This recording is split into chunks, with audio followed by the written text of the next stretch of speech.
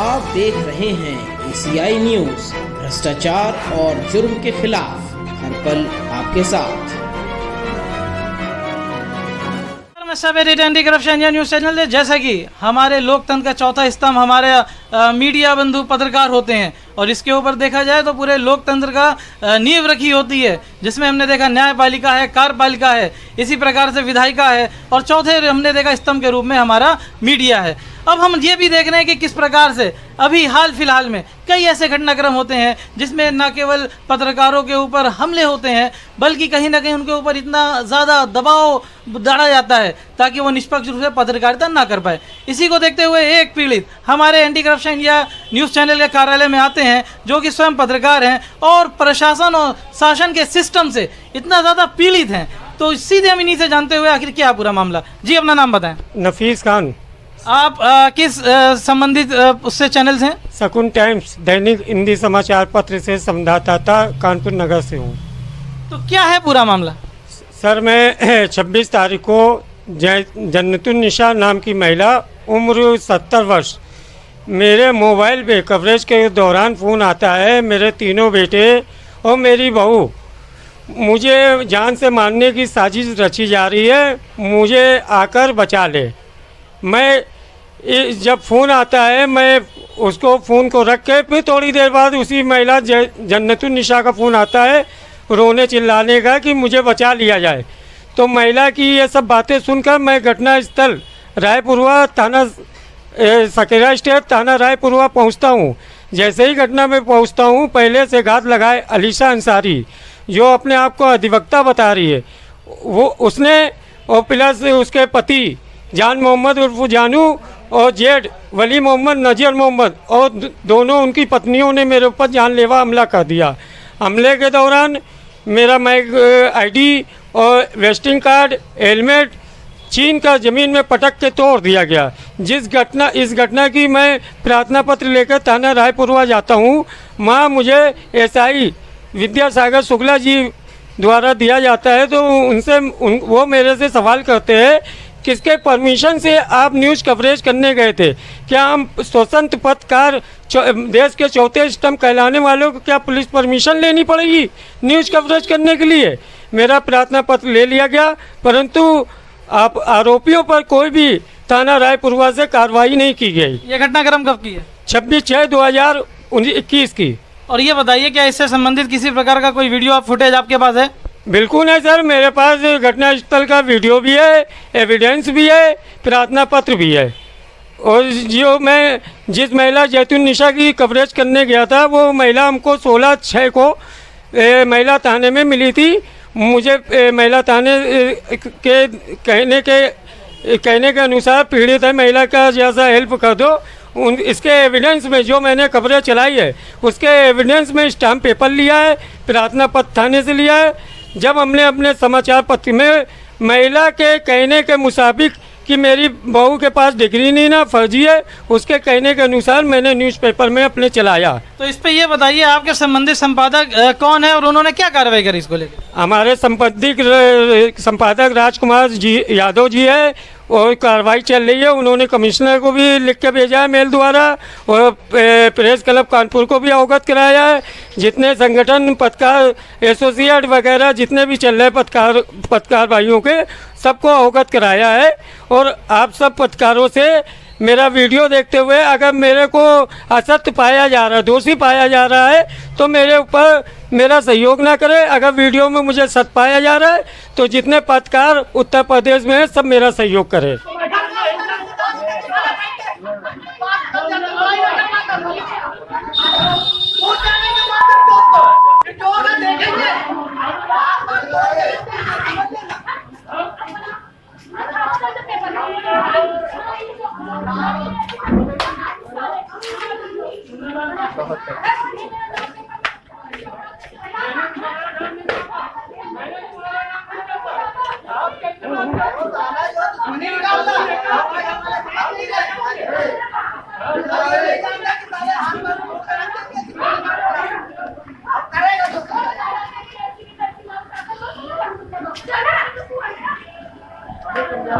आपने क्यों छापा? आपने नहीं जाना, आपका नाम है, आपका पेपर है।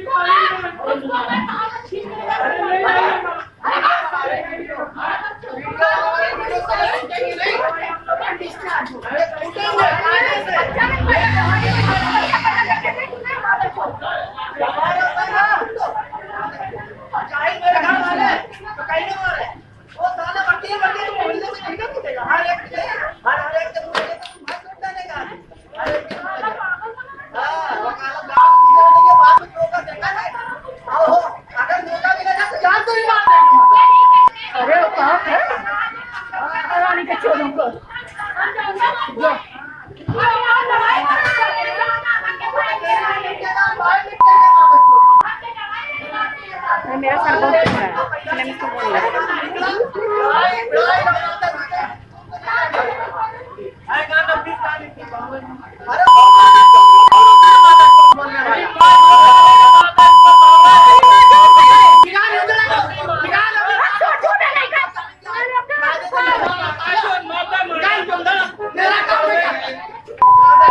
संबंधित थाने से आपने जिस प्रकार से आपको किसी प्रकार से मदद नहीं मिलती है, लेकिन उसके बाद क्या आप एसीपी महोदय के पास जाते हैं? और कौन एसीपी हैं जिसको देख रहे हैं? एसपी महोदय के पास मैं गया था, पर वो मुझे ऑफिस में नहीं मिले थे। उनको भी व्हाट्सएप प्रार्थना पत्र के व्हाट्सएप के जरिए और फ़ोन के जरिए अवगत करा दिया गया था सर।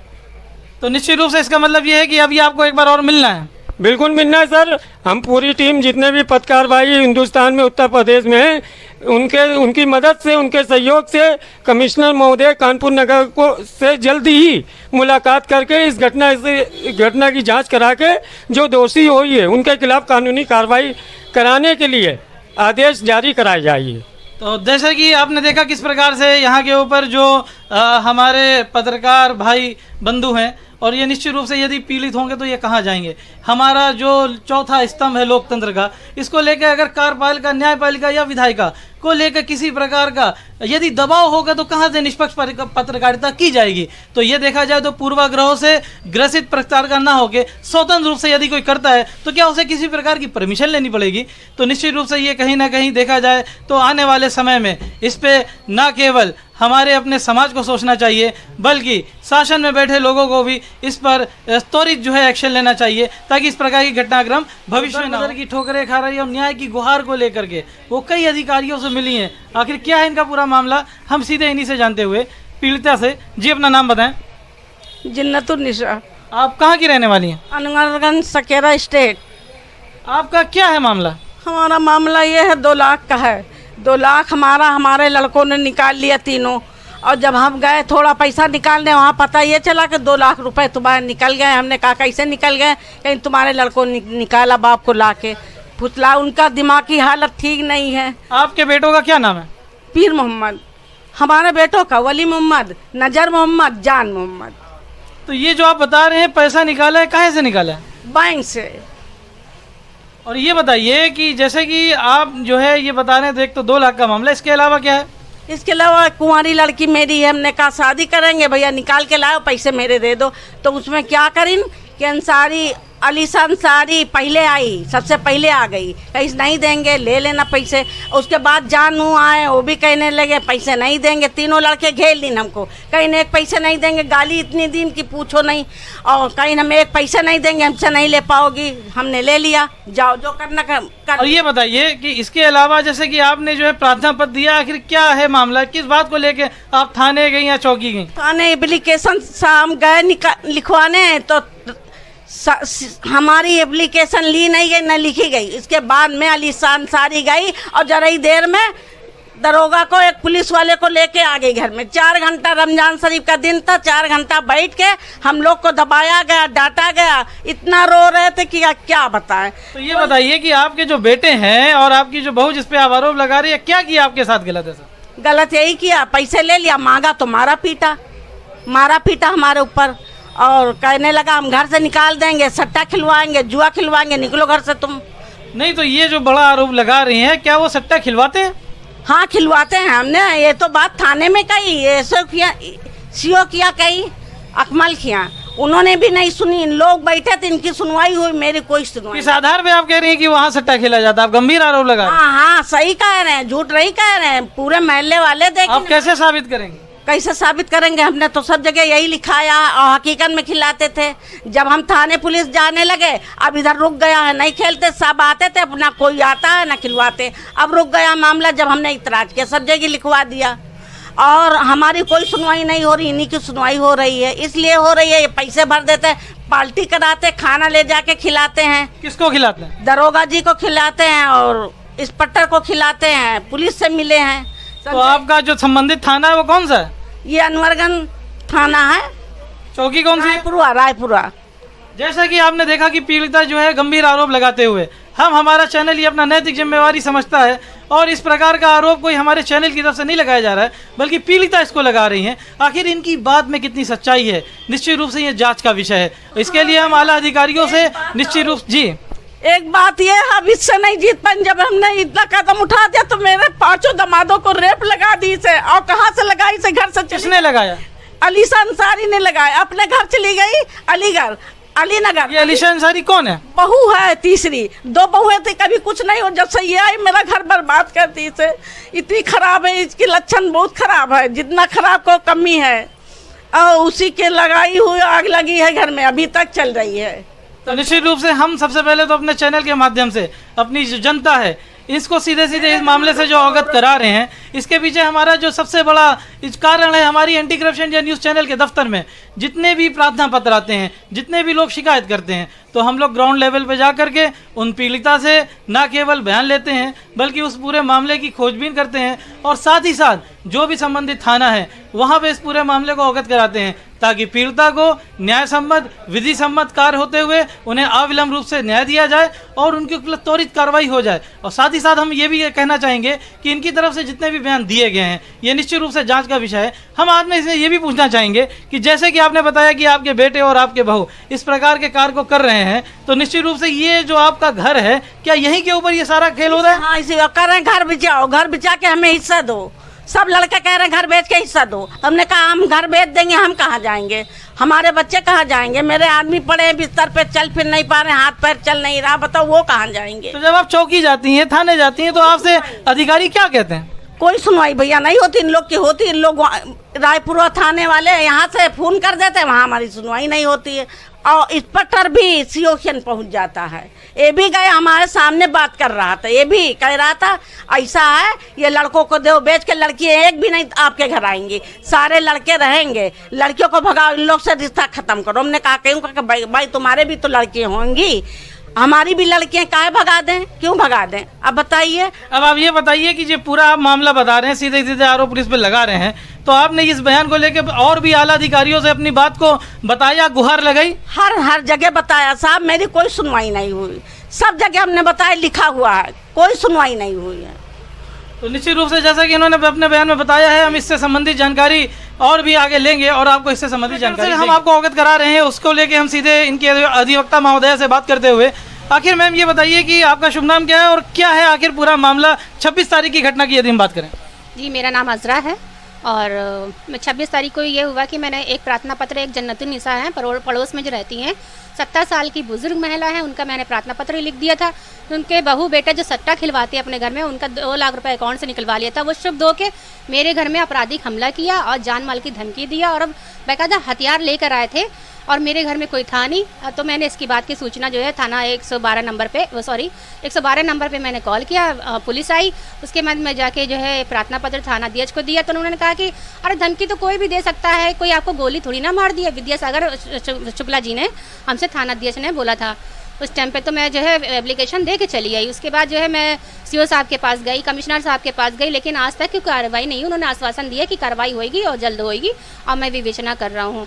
तो मैंने कहा ठीक है। उसके बाद कल फिर 18 तारीख को मेरे घर 11:15 बजे ये लोग जो है फिर से एक राय होके अलीशा अंसारी और उनके तीनों बेटे जान मोहम्मद, शान मोहम्मद, वली मोहम्मद एक राय होके मेरे घर में आ गए और मुझे मारने की कोशिश किया और हथियार लेके ही आए थे। हथियार से लैस रहते हैं और पूरा थाना ही जानता है कि ये लोग हथियार लेके चलते हैं। उसके बाद भी आज तक कोई कार्रवाई नहीं हुई। मैंने प्रार्थना पत्र कल भी दिया था, सीओ साहब भी थे उस टाइम पे, लेकिन अभी तक की कोई कार्रवाई नहीं हुई है। आपने इसको लेके किसी प्रकार की 156(3) की कार्रवाई करी?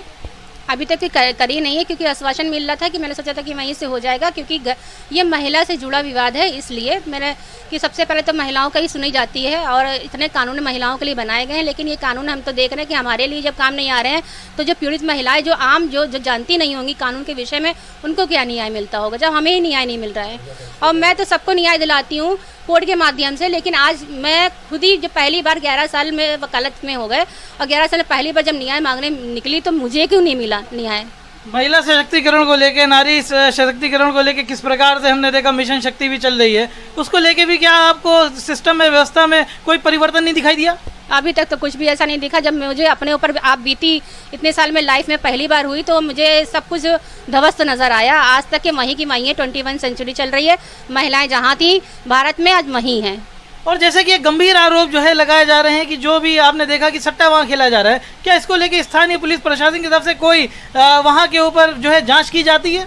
नहीं, इस बात का एक वीडियो भी है उस पीड़ित महिला के पास कि सट्टा व्यापारी के यहाँ जो है पैसा लेने आते हैं जो पुलिस वाले, उस बात का वीडियो भी है, वो बाकायदा दिया गया है, और एक पत्रकार का वीडियो भी। सब ये जांच का विषय था, लेकिन आज तक कोई जांच नहीं हुई। सीओ साहब ने केवल बयानी लेके छोड़ दिया। निश्चित रूप से जैसे कि हमको जो है वो आजरा महोदया ने पूरी घटनाक्रम को बताया और किस प्रकार से इनके ऊपर भी हमला होता है, जो कि हम देख रहे हैं किस प्रकार से न्यायपालिका के हिस्सा होते हुए इन्होंने अपने संगठन से भी इस प्रकार की मांग करी है कि वो एक नारी होते हुए महिला सशक्तिकरण और मिशन शक्ति जिस प्रकार से शासन की तरफ से चलाए जा रहे हैं, उसको लेकर भी किस प्रकार से प्रशासन जो है वो इतना गंभीर नहीं है और संवेदनहीनता दिखाई दे रही है। और निश्चित रूप से ये जांच का विषय है और इसमें हम आला अधिकारियों से मांग करते हैं कि इसके ऊपर त्वरित जो है वो कार्रवाई की जाए और इससे संबंधित जो भी स्थानीय स्तर पर पुलिस प्रशासन है उसको न केवल जो है उसके विवेचना अधिकारियों से पूरे मामले की वो मांग करें, बल्कि जो है उसको संज्ञान में लें और ज़रूरत पड़े तो उसका जो है इन्वेस्टिगेशन ऑफिसर बदला जाए। बाकी राष्ट्रीय अंतर्राष्ट्रीय खबरों के लिए बने रहे सीआई न्यूज़ से, तब तक के लिए धन्यवाद। सब्सक्राइब करें हमारे YouTube चैनल को और बने रहें हमारे साथ।